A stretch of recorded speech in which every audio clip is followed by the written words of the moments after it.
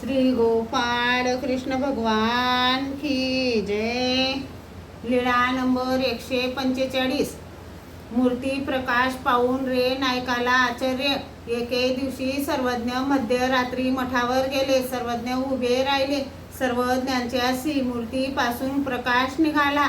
तो रे नायकाच्या आवारात झरोक्यातून पडला आणि तो उजेड पाहून रे नाईक गोंधळून उठले। दरोडेखोर आले की काय पाहतात तर प्रकाश दिसला।